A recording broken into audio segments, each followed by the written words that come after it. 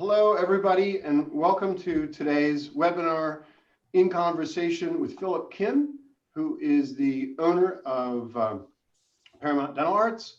And we're going to wait for some folks who are coming online right now. We had over 100 people pre-register for today's conversation. We have people also registered not just from the US and Canada. We have the UK, Australia, Finland, United Arab Emirates, Hong Kong, Mexico. So I think we're going to have a lot of people coming in today. And we'll also have this available for people to stream later after this conversation is done. But let's get started now. I want to remind everybody that throughout this conversation, as we talk with Philip, as Nick and I ask a few questions of him, if you have any questions, there's a Q&A button at the bottom of your Zoom screen, and please just enter your questions there, and we will either try to weave them into the conversation, or we will get to it at the Q&A session. Also, for any of you that are looking for CE credit for attending this webinar, after the webinar, please send us an email to support@labstar.com so that we can notify the Foundation for Dental Technology. So just to get this started, this is the third of 3 conversations this fall with Nick Azera, who is the CEO of DNS Consulting Group, and I asking questions of successful dental lab owners. Nick has deep experience in the industry. He's worked in labs, he's worked in manufacturers, he's now working with labs as a consultant, and also has deep experience and knowledge of DSOs, which is definitely a future topic for us. So why is Labstar doing this? Welcome, Nick. Labstar is doing this because we really believe in education for the industry. We think the industry is growing and evolving and getting more sophisticated. And we think that it's important that labs grow with this complexity, that they get better at running their businesses. So we're inviting successful, insightful people to come in and share how they've achieved their success. Nick, do you have anything to add? Yeah, it's been thank you very much, everybody, for being here. I know we have a great conversation teed up with Philip Kim, another innovative mind in dentistry. If any of you missed the first 2 programs, Jeff put together an amazing series with Jeff Hoffman and then Danny Sacker, 2 very innovative lab owners that have interesting approaches to managing their business, and that's what it was all about for me. And then I appreciate what Jeff has done to bring these minds together so they can share kind of their thoughts on how they're running their business and their perspective, and also a little bit of inspiration and maybe reflectivity, that we kind of look back and see how we all are approaching these the challenges of today. So give it back to Jeff, and really excited to start talking to Philip. Thanks, Nick. And this is, we wanted to share before we start, just very briefly, this is the framework that we're going to go through. These are the topics that we're going to touch on. You know, Philip's, where he came from, his philosophy, technology, data analysis, team building, client management, risk taking, and the future. Now, we're going to try to get to all of these, and it's likely that we'll get to many of them, hopefully all of them, but we're also going to follow the conversation where it goes. So with that, I'd like to introduce Philip Kim. Philip, welcome. Yeah, thanks for having me. So we wanted to hear, your story is not the typical lab owner story. You went to West Point, U.S. Military Academy. You were an Army officer. How did you move from there to becoming a dental lab owner and operator? Yeah, so, you know, when college, West Point, I was in the military during that big surge of Iraq, Afghanistan. I think the whole military was deploying every other day. But when I got out, I went to business school, got my MBA, And from there, my dad was actually doing a little bit of this, and really didn't understand too much of it. But from a kind of a business background, I saw there was a lot of opportunity. It was an exciting industry. Well, I mean, exciting in the aspect that I didn't know. I guess, you know, you go to business school, they talk about Google and all these things making crazy innovation, and but then I look at the lab and I'm like, why isn't that happening there? And when you see some discrepancy, then I see opportunity. I say, wow, this is exciting. We can bring in things to the lab industry. And so, yeah, so from there, I came, you know, I built a small company, lab-oriented company out in, you know, Virginia, and then I came over to California to help my dad. You know, he was in the lab. He's your typical one-man lab or two-man lab. He had 2, 3 employees. I mean, and then he grew to a certain size, and then I came from business school and helped him grow that one into even a bigger size. So yeah, that's how I kind of got into the lab industry, and I've really enjoyed it ever since. How would you describe, or yeah, how would you talk about your lab, just to introduce it? What should people understand about it and how you approach it? You know, I think, you know, fundamentally, we are based in the idea of a crown and bridge lab. We do essentially, we stay to our core competency, which is kind of the digital end. And yeah, I mean, we don't really try to move out of our expertise areas. And if we do, we think real hard about it. We analyze, we figure out, like, is this the path that we take? Otherwise, we actually make a very hard cut and say, no, we're not doing those products that maybe even traditional crown bridge labs do. But yeah, so we're just very hyper focused on a handful of items, and then we kind of let the rest, we just kind of ignore the rest, really. Philip, could you frame for everybody just a little bit about your lab, the size of the lab as far as people, footprint, facility, and also to just the basic philosophy here, you coming from that military background and now running your lab, you know, what's your, a little bit about your basic overarching philosophy of, you know, what you're trying to achieve? Yeah, so fundamentally, we're in multiple states. Our main manufacturing headquarters being in Huntington Beach, California. We've been moving around a little, so our address has been a little funky, but yeah, and then we've got a few hundred people. From the few hundred people, we do, the philosophy really is to, I don't know, it's probably not the best analogy, but I always like saying, like, we want to be Amazon, kind of frictionless, technology driven, kind of, there's so many gray areas in the lab, and they have to be respected and acknowledged for sure. But then it also leads to a lot of, like, frustrations. And the idea is kind of like Amazon, you know, 2 days you get this product.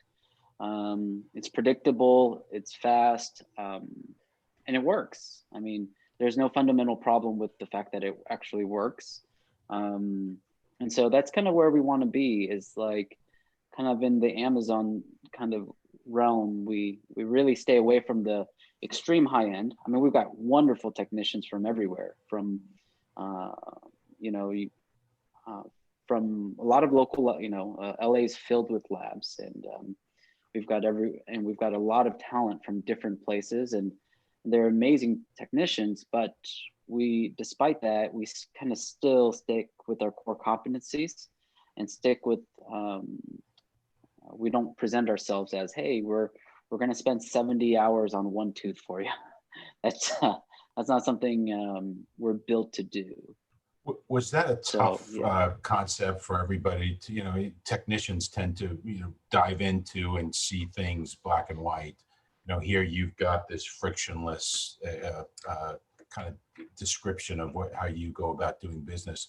Is it tough to get everybody on the same page and behave that way each and every day? And also, a couple hundred technicians, that's no nominal amount. How long did it take? Did you see stages where you got up to that level? It just kind of happened, it kept growing. In terms of frustration of technicians, yeah, you get like, uh, well, I mean, I'm sure there was frustrations on the employees' part, but as a lab owner, you're just kind of like, some of the things, doctors would be like, hey, can you do this crazy case? I'm willing to pay an additional, this huge fee and just make this right for me. And then you have to turn down all these things. And it's just very, that's frustrating because you're like, I've got the technicians, they could do a great job.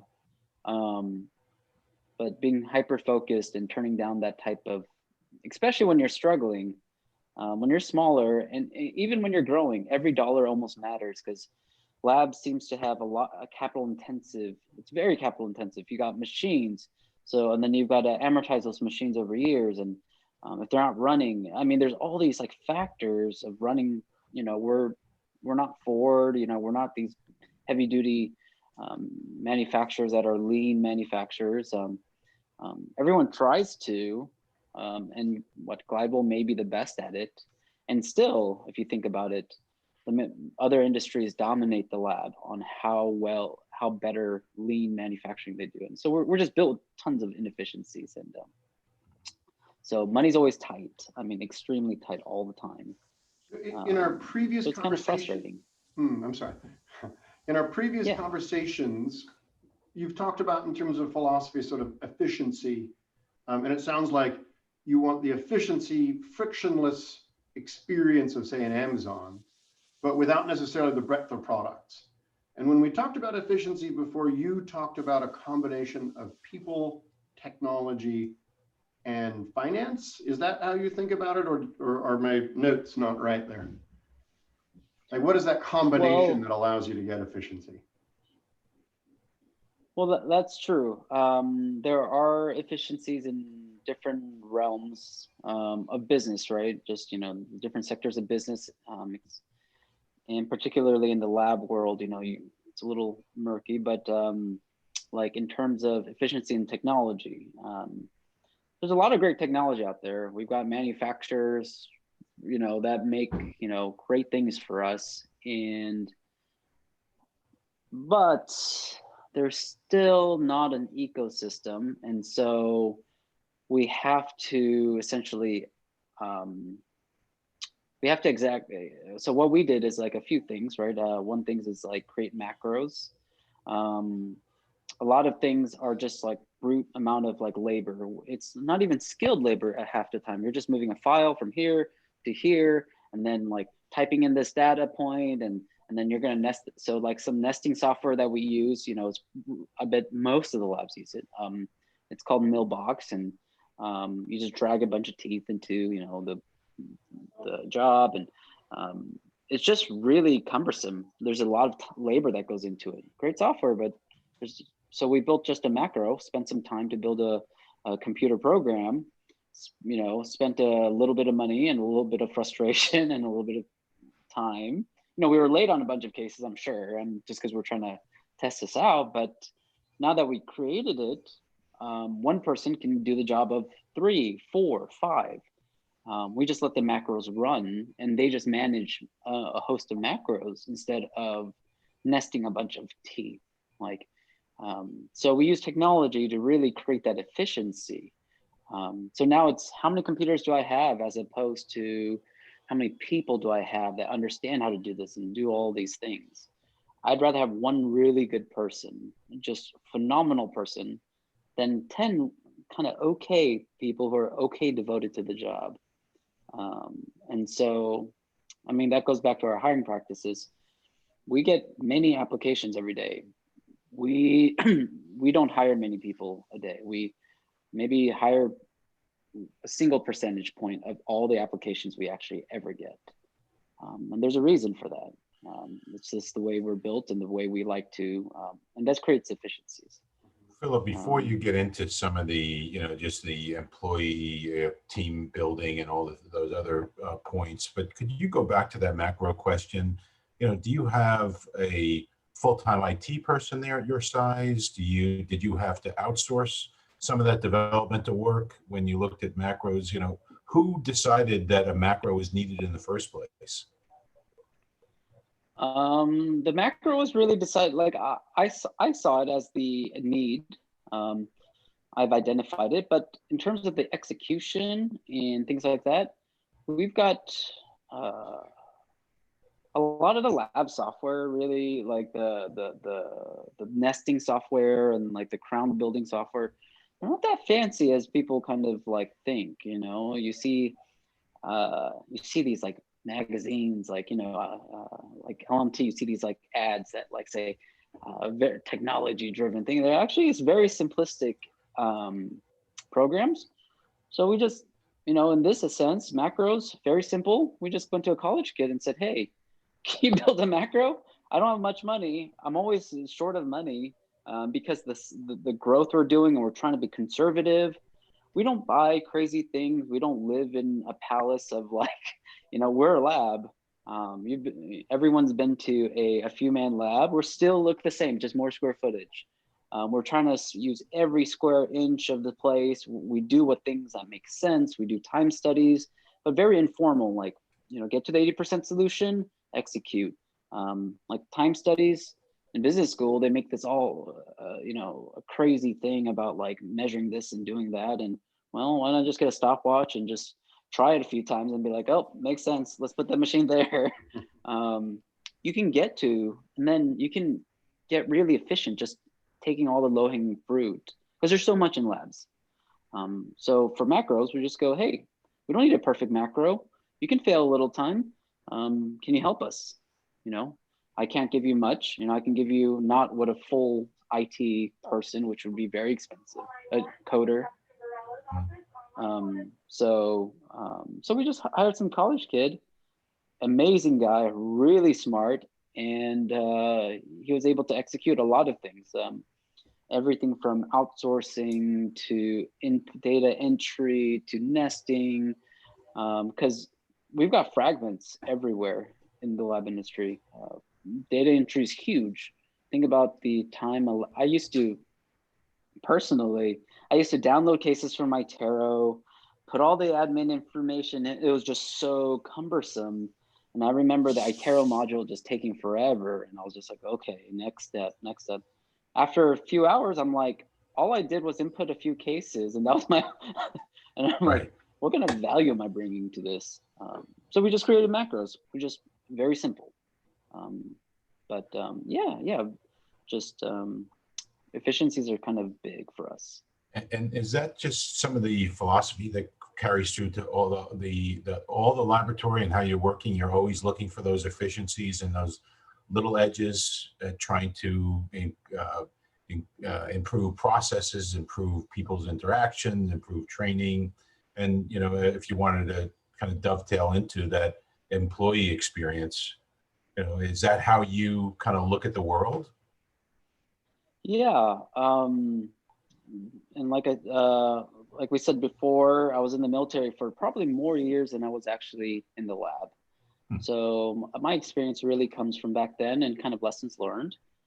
Kind of one of the things that stuck with me is when you graduate or a little before, some of the Army officers tell you, it's a military academy, they tell you, hey, when you go into your first unit, you will be an officer. You will outrank essentially everyone in your unit right there.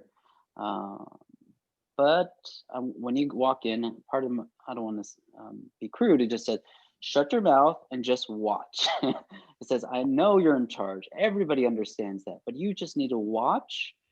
Don't put input. You'll have a million ideas, but just watch and learn. And that's what I really take on an everyday basis. Sure, there's a bunch of things I think of. I'm like, that looks wrong and that looks wrong, and we got to fix this. But there's usually a reason why people are doing it that way. It's not because they're not smart. It's not because they don't want to. They want to be efficient. It's just there's actually these nuanced reasons. And if you just jump in with the solution, it just never works out. So one of those things is I look for efficiencies, but I try to stay essentially quiet and ask questions instead of proposing solutions. And it helps. Employees feel more empowered. They help with the solutions. Maybe it'd be a little faster in the short term. I'd be like, I can identify this or that, but in the long term, it's a whole lot better for employee morale. And maybe the final solution is probably better too. But there's an interesting point here about leadership, which is that you carve time out to listen and evaluate. I mean, it sounds like it probably comes very naturally to you, but is there even a number that, I mean, is there like 5% of your time? If you think about it in terms of a work day, because everyone's working against the clock. Are you doing 2 hours, 4 hours a week of kind of walk and talk and understanding and listening and asking questions? Actually, the majority of my day. I think up to there. I mean, if you think about, again, back into the Army, what generals used to do, they're in charge of thousands of people, and I was deployed multiple times to every region in the world, and generals in big battles, or not in battles, they used to be just, what they would do is they would go into a helicopter, go fly high above a battle or whatnot, skirmishes, or they would just listen, anything to get closer and try to understand what's going on. Mm-hmm. And they're doing it at scales of 20,000, 50,000, like their scale is big. And I'd imagine like that's what, CEOs try to do. But then you get all these corporate things, but at 10 man, 5 man, 100, 500, you can actually spend a lot of your time. And as long as you hire the best people to handle your finance, handle your, maybe not big strategy, but, handle the other portions, HR, things like that, and trust them to do the job that, that you've kind of commissioned them to do. Then just being amongst the technicians, I think yields me better, and I know more about what's going on. I know, for example, if we're going to have a slew of angry doctor calls, like I know it almost a week prior to, like, because I know we were making mistakes here, and I know we worked through it, and we're going to fix it. But I know that lag, and I'm almost better prepared to answer questions, help customer service, be valued to my team as much as I'm able to do. But I couldn't do that if I was sitting in a desk typing up some reports, trying to do some balance sheet, and I'm very equipped to do that. I went to business school. It's very natural to me. I can move numbers on Excel, but yeah, at this level, tactical is still trumps this kind of corporate governance type idea. So, in alignment with that, your tactical approach, right? I think everybody has this kind of struggle with getting constant improvement, working with everybody, and then having some sort of meetings, right? Right, discovering something and then finding a way to implement it, and whether you do it live or you do it standing up in 10-minute meetings. Do you do morning huddles? Do you do formal meetings once a week? What's your thoughts on how you structure that? And just before you answer that, pardon me, the programming note here. We're about 25 minutes into it, and for those who have joined since we began, we're in conversation right now with Philip Kim of Paramount Dental Arts and Paramount Dental Studio, pardon me, and he's talking about how he approaches his lab and his business, and it's a growing business and has been for several years. So please continue.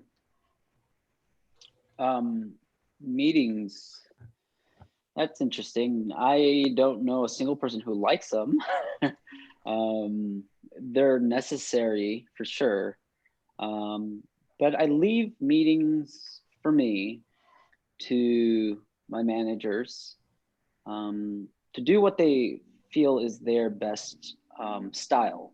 Since every manager has a different style, I fortunately have the best in the industry. I swear, we've got, if not the top 1%ers, right? We've got people who are responsible, give it their all. They're amazing, amazing folks. And I let them use their style of leadership and their style of management. That being said, I would almost on a daily basis, kind of morning and evening, just very casually, hey, is there anything I should know? Or is there anything you would like to talk about? And just kind of keeping an open door is one thing, but not inviting people, just not really an open door policy. If you just go, hey, it's an open door, come whenever you want, and no one comes in there, it's probably because you're just, you're doing something wrong. You're not being, maybe you don't realize it or something. But for me, I open the door and say, hey, and then go back to them and say, hey, you got something you want to talk about, chat about, something concerns you, what's going on? Super informal, but it happens on a daily basis, kind of in the morning before something explodes, right? Because we've got accounts from Canada to Puerto Rico. I mean, we're talking think about the time zone differences.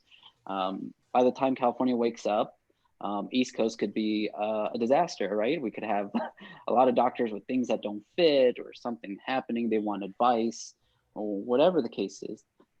There could be a lot of things to handle. So the moment we wake up, we still just take a breather. Hey, what's going on? Something I can help with. And then in the evening, what's going on? Is there anything I can help you with? Because my role is really an enabler. I'm not there to give as much tactical direction, but give support to everyone who's trying to make it happen for me. Because they're the backbone, really. As that enabler here, for your managers, it's really interesting how you structured this kind of informal but formal ongoing process of tapping into what's happening each and every day and doing it consciously. What do you do as far as, and then to get everybody up to speed? Part of the challenge, I think, for everybody is to continuously train their people, right? So everybody evolves and they evolve with the higher expectation of the business. How do you how do you kind of approach this employee development within the structure of your company? Is there a formal training program? Is there a mentoring program? Is there you're bringing people to others? What's your thoughts on that? Right. Okay. So aside from all this California rules and whatnot, let's be realistic here. Right. Thank you. California is very strict on different labor laws. But that being said, the approach that I take is, hey, you do your job the best as you can, all day long, whatever your shift is, whatever your timing is. And the moment you clock out, right, you can go to anyone and learn the skill that you'd like to learn. And if they do say no, I will find you someone that will mentor you and help you learn a skill that you would like to learn. So for me, people who don't want to develop won't develop. People who want to develop, they've got the drive, they'll take it all the way. And for me to try to pull, especially at scale, pull people who just are happy with where they are, or maybe they're not happy but don't want to do anything about it. My philosophy really is I can't help those people. People who are happy where they are, I'm not going to show them, hey, this is a better job, or look at this, you can laterally or move this way, you can be a manager. You don't want to, if that's not your skill set and you're just happy designing crowns, by all means, design a way to what makes you happy. It's really hard to just kind of pull those people up, and that just happens once in a while. If I see someone like really not performing to their own potential, and I know they can, which is extremely rare. The people with potential or drive, they'll do it themselves. I tell them, hey, whatever resources, I will mill 100 crowns for you so you can practice. Like the cost is nothing. I'm not gonna if you want to take some time with the managers, we'll do it instantaneously, and you will do it as long as you want. You want to do it for 6 months, a year, all night long, I'll ask one of the managers to stay and help you. But that being said, I'm not going to make it easy for you. You are going to do your job, and you are going to fulfill your duties.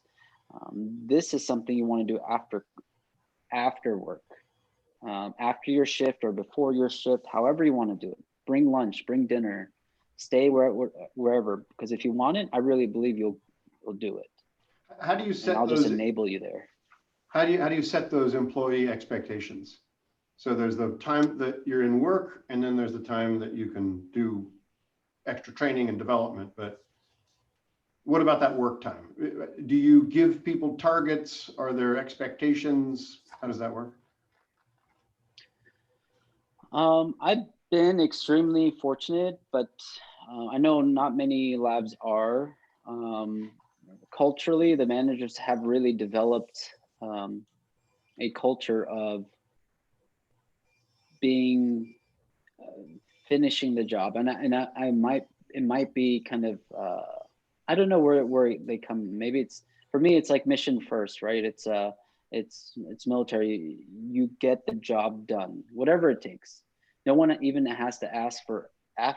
Some companies, they do like overtime approval, whatnot. I said no. You stay on the clock. You do what you need, and then you finish your job, and I will grade you, and I will evaluate you, and your managers will evaluate you based on performance. Where no one's gonna say, but this happened and that happened and this happened, because that could be a slippery slope, and that's a dangerous conversation to have. I'm just gonna say, hey, did you make it happen or not? And that's kind of a cold math, but at the same time, it really shows who's gonna kind of come through when it's hard. And then you give a little grace on the other side when you do the evaluation. You don't tell them that, but you go, oh, I understand this was happening. But setting the high bar there, saying yes or no, yeah, I think it helps with some good amount of employees. So Nice. there's one last question here on this, Nick, and then please take it away. You've said some interesting things in our previous conversations about your development and your interaction and learning from mentors as a lab owner and an operator. Can you tell us a little bit about that? Yeah, for me, my mentors come from my customers, our dentists. It was very different. Every lab technician seems to have a different idea of dentists. It's kind of weird. Some technicians think, hey, they don't know anything about lab work. They seem to always, they don't take their impressions are terrible, and they'll never learn, things like that. And then other technicians, which I'm kind of the opposite there, where I think for me, I go to my best customers who are just amazing people, who are amazing clinicians, amazing teachers, amazing, personally, they're, you can see how fruitful their lives are, really. And then I ask them for feedback, and if they have time to chat, I will go there. I've got mentors in which I drive to, on any given day, I'm working 12, 14, 16 hours. On a low end, it's 12 hours a day. And this is not 5 days a week. This is 7 days a week. On a Saturday, Sunday, I will be here 12 hours without fail. Christmas, I'll be here. But I'll still make time to drive to a dentist that is, who teaches, who I'll make 10 mistakes, and they'll actually go, hey, Philip, what can I do better? And I'm like, no, I've got to learn from you. When they say that, this is the best, like one of the best dentists out there, and you look at it, and most of the time, like, actually, that was my fault. Actually, this is actually on me. And so you start developing these personal relationships where you learn from each other. But really, I'm young. I know there's a million things I don't know, and I know if I don't have that mentorship or advice, and then I'll fail. These are crucial pieces of feedback that I bring back and kind of share with the rest of the employees, managers, whatnot, technicians, and tell them, hey, these doctors feel this way. Let's see if we can try something. He showed me this is the way to do it. And oftentimes they're right, and oftentimes it makes the business tremendously better. Mm. So having little pieces of paper for every doctor is not always the best way for us. For us, we pick our mentors, we pick our feedback loops. We go, hey, these are the people we can learn from. Because some dentists, and we all have them, you know, everything's the lab's fault, nothing, they can't do anything right. For some reason, they never leave you. They just stick around. But, you know, we've had, life's too short. Might as, you know, let's work together here. Along those lines, you know, when you're working with getting feedback from your clients and maybe seeing they're right, you're right, whatever it may be, you know, in alignment with that frictionless thought process, are you quick to credit things? Are you quick to redo things? Or, you know, are you negotiating fees at that point that you do things for 50%? You know, how do you approach those friction points? Yeah, you know, money's not inconsequential. Finance is definitely not inconsequential. It is difficult, like I said, with capital equipment. Everybody knows, you know, I don't know, you know, these vendors probably make, their margins are great, and the labs, we have redos and all these other issues, and it's always tough. But the stance we've taken is really try to get to the bottom of the actual technical issue, and just ignoring the cost. So just letting them comp the case. And we really learned that from other winners in our industry. You know, for better or worse, we've got some pretty big winners, and they're very good at what they do. We've got Glidewell, we've got the NDXs of the world, we've DSG, just the largest of the large. These are amazing companies. They all understand how dentists on average feel and what is beneficial and what's not. And one of the things they, you know, I've taken is that they tend to comp cases fast. They don't tend to squabble. They don't, because it's emotionally draining, and you only have so much capacity a day. But furthermore, you never get to the bottom of something. You're really arguing a point. But if you take the money out of the equation and then talk to the doctor like two equals, hey, this is what I see, what do you see, and try to get to the bottom of it. If it's our fault, we won't make that mistake again. And even if it's the doctor's fault and we've comped it, we hope and we think on the average, the doctors will go, oh, I know that was my fault. They're showing me a lot of grace. They don't, you know, they're always struggling for money too or whatnot. But yet they're going to comp me so fast and try to get to it. One day they'll come around, all that goodwill, they'll be like, okay, the next time I'm not going to argue about a bill. Next time I'm just going to pay on time, you know, next time whatnot. And so I do think that's going to kind of come around, and, you know, in the long run, it's just a better philosophy for us.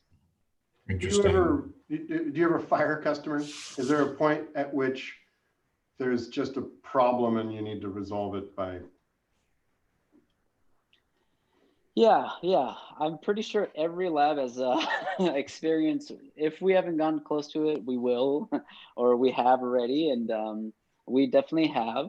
You know, we try to do it as respectful as possible. One of the obviously dangers of the internet age is that people just lie on reviews or whatnot. They can go online, they can do a ton of things, and just the power of one person can be damaging, but it can be uplifting at the same time.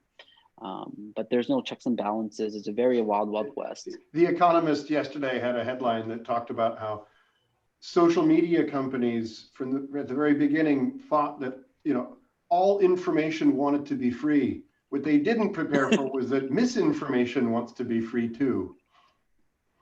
That is a good, that actually is, really funny.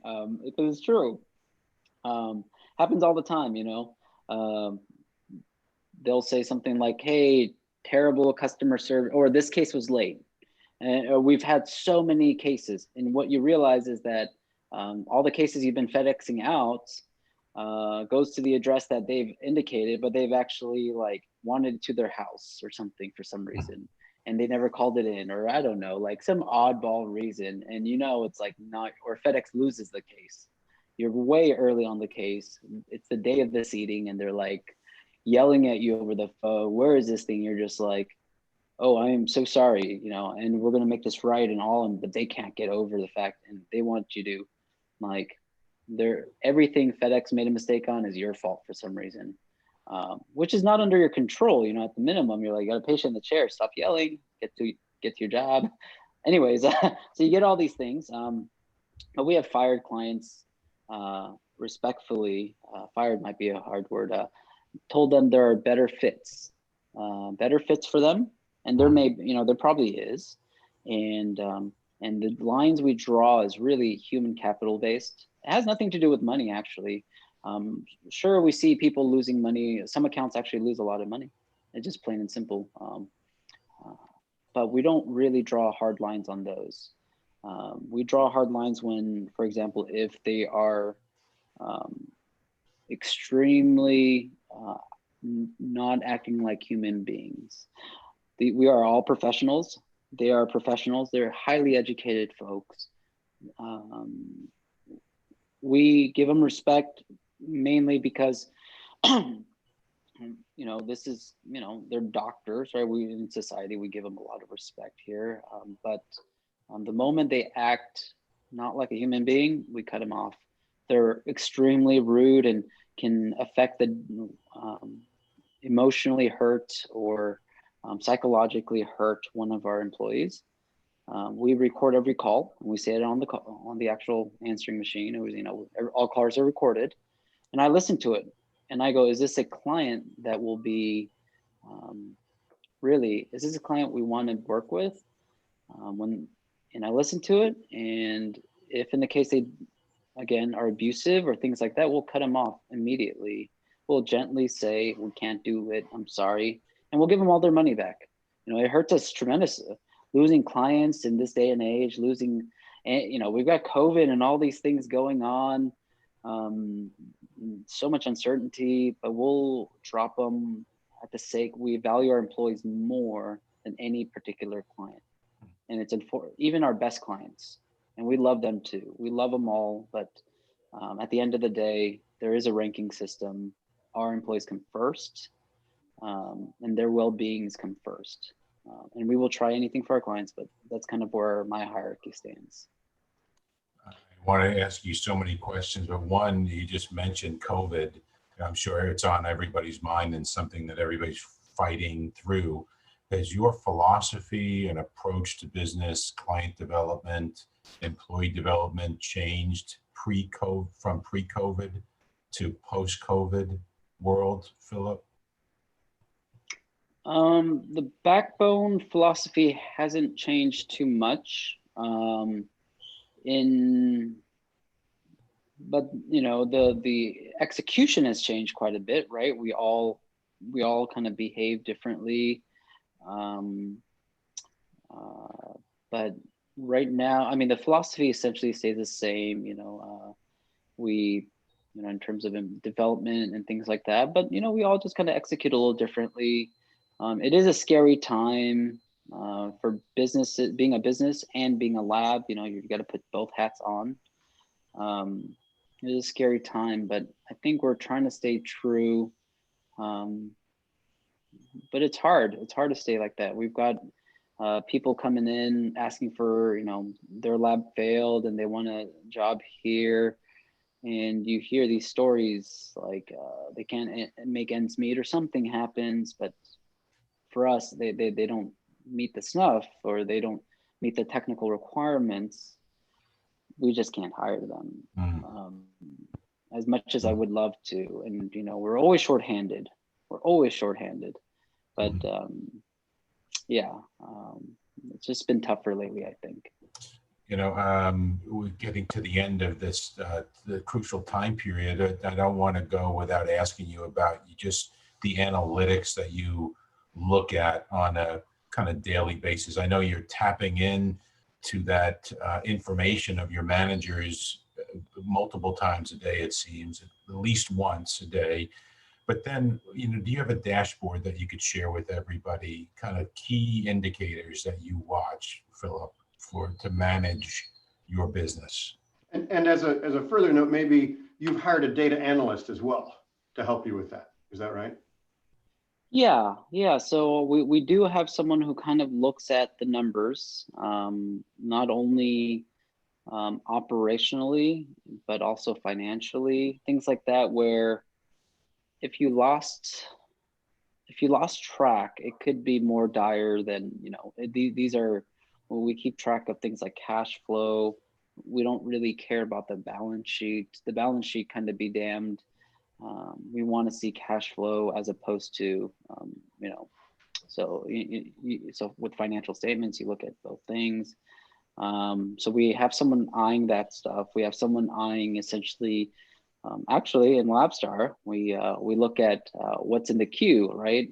That queue number is a perfect for us. That's the homepage too. That's kind of a neat part. Like it's on the homepage, and I know how many cases are just like stuck at the lab.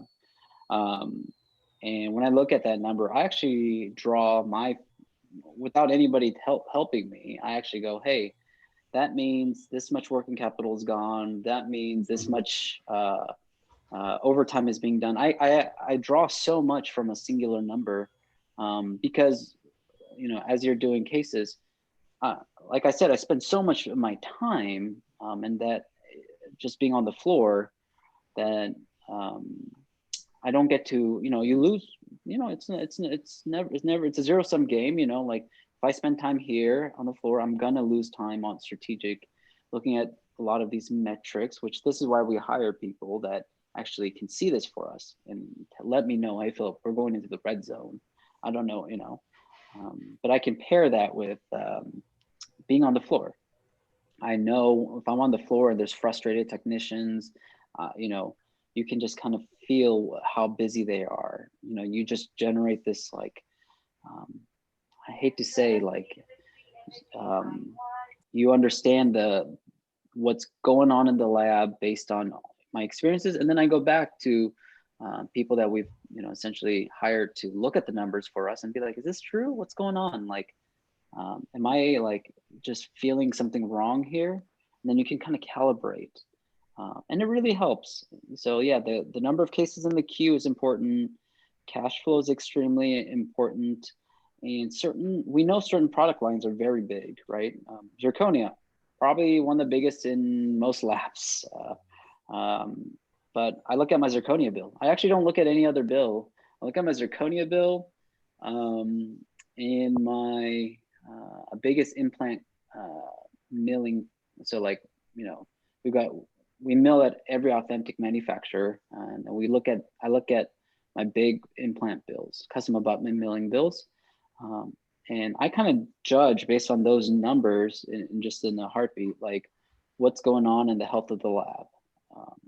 Obviously, there are many other metrics, and my daily conversations help with the human capital part. But as numerical values go, those are very big indicators for me. I love it. I love that work in process number 2 in LabStar, right where it is, and it's on the homepage as well. Interesting that you're looking at that too. Boy, I couldn't really all the insight you have and just the intuitive nature that you go through, very sophisticated thoughts, but simplify them, Phil, has really been intriguing to me and actually inspiring to me personally. It kind of helps me rethink how I'm approaching things when I'm consulting with labs. Thank you. And anything about the future, what do you, do you expect to grow from here? Have you, here the rest of 2020, looking at 2021, are you still on this trajectory of risk-taking, growth, planning for growth, maybe moving strategically to get growth from more clients, less clients, more client development? Could you share anything with people about the future here? What your strategies are? Yeah, absolutely. We are aggressively trying to take on different types of risk. One of our we spent a lot of time, like one of the product lines, and I'm sure everybody knows about it, like 3D printed like mouth guards. It's kind of, you know, you can see some of the major players like Argent and things like that, Full Contour. They're all looking at 3D printed mouth guards. You know, they've got services available now. I think Argent's doing a beta test, but it's on their website. You know, it's a pretty good indicator. You know, lab information is very sparse, very kind of piecemealed. No one really knows numbers, right? But if anybody knows numbers, I may have a handful of really smart people who can try to deduce, try to get numbers, but really the guys who really know the numbers, if anybody, it will be the Argents, the Glidewells, the NDXs. They all know the number, Evident or Full Contour, they'll know the numbers. If anybody, they've got the best data, and based on their moves, we can adapt. So one of the things we really noticed was they were just pushing these mouth guards. You know, they've got ads saying how profitable this is, and we've got ads of like how much it's growing. We see the actual innovation being kind of peaking here with mouth guards. It's kind of actually working.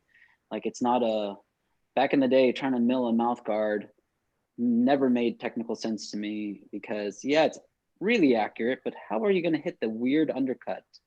And if the mill misses it, you're just going to have a piece that you can't reline or anything, and it's going to be like loose on a model. You spend 4 hours on a mill.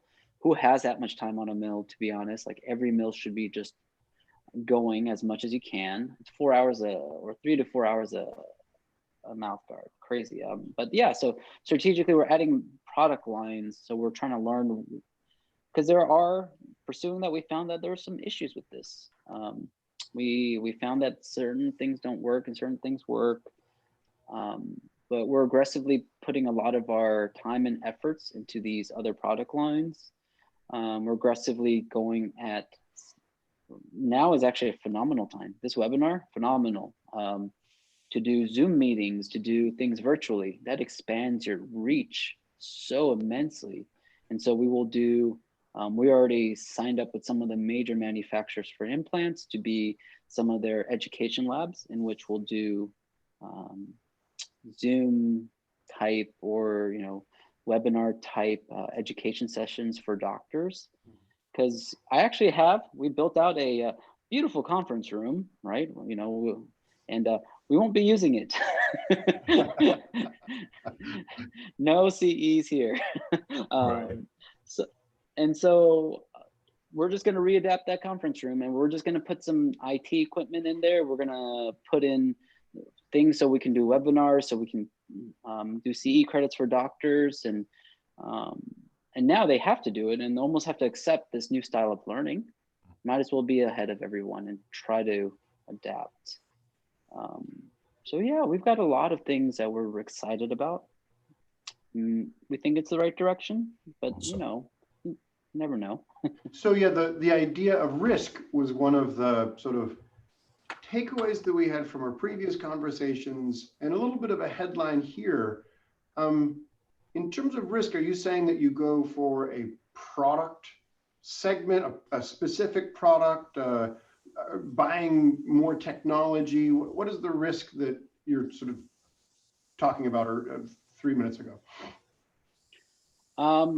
In every front, really. I like, you know, I really draw inspiration, not just from our own industry, but everywhere else. And I'm sure everybody does too. We all got, you know, other interests than, you know, I love the lab world, but, you know, we've got other interests. Mine's kind of the IT tech type thing. And I read this article about how Tesla does things. And one of their things they do is they launch a product line, and at like 50% completion, essentially they just push it out there. And the moment they start getting feedback for things to fix, they just fix it real fast. Their goal of the game is to start catching up, fix it. But they launch understanding that's kind of the path they're taking. They're not doing it carelessly, really. They're doing it understanding this will be a harm. And so from product lines to people, things like that, most of us, all lab owners, we've done it long enough. We understand there's sometimes a gut call you make. And it's not bad to trust your gut at times. You see all the data, you try to make the best guess. Of course, you never, if you got free data, look at it. Right. It's free. But then you go back to that very last bit of making the actual move, actually buying a carbon or leasing a carbon printer, which is ungodly expensive for a mount card that pays out $50. And you're just like, oh my gosh, how am I going to handle this payment on this printer? But you just need to make the move. You just need to take that next step and say, I believe in what I see. I believe in it, and make the move, or else you'll just be paralyzed, kind of go nowhere. So I just want to note that you have been addressing many of the questions that have come up, like how do you deal with customers? Do you fire them? How do you, push back on employees? How do you teach them? How do you, things like that. So we've kind of come up to the end, but the several questions that we've got, there's a way in Zoom that you answer it in the conversation stream. And so we've been doing that. And I think it's time to bring this session to a close. Nick, do you have any comments? Philip, I really can't thank you enough. If nobody else was listening, I certainly was, but I have a feeling that everybody was too, and taking copious notes. Just all of your little, the way you describe things, and the how specific you are in your steps and your processes. So I've enjoyed everybody in this series, and equally I've enjoyed the conversation with you. Thank you, Philip. Yes, thank you. It's so interesting to see that through your background, training, and actual operation, implementation, execution, as Nick said, you really have an intuitive grasp. You've chosen certain indicators and you don't get bogged down in the details. You trust your team, you put your mission first. I mean, this sounds like, high-level Army officer training, that it's being used right now. And along those lines too, you have some indicators that you've used in LabStar. And as we kind of transition out, Jeff, could you make people aware too of some of the indicators that are coming in your next rendition or your updates in the near future? Yeah, as well? So right now in our beta, we have a new case entry coming, which includes a new case record and easier case remakes. And then coming right after that, we have a 3Shape integration coming. We're working with them. I just had a meeting with 3Shape this morning, as a matter of fact. And then we have mobile coming with new communication center and some notifications, but mobile for lab, and then next year mobile for doctors. So there's a lot coming down the pipeline. And as a final note, we've shared 3 stories here, culminating with Philip and with Jeff Hoffman, with Danny Sacker, with Philip Kim. They're all very different leaders, and they're all successful leaders, and they have really interesting stories to tell. We would love to continue telling stories like this. And what is your story? If you want to share it, please let us know. We're looking forward to being back in the spring with another series. But to come back to today, again, Philip, thank you so much. If anyone's looking for CE credit, please send us an quick email with your name and number, your technician CDT number to support@labstar.com. But thank you, Philip. Thank you, Philip. Thank you, Jeff. Bye to everybody online. Have a great day, everybody. Thanks.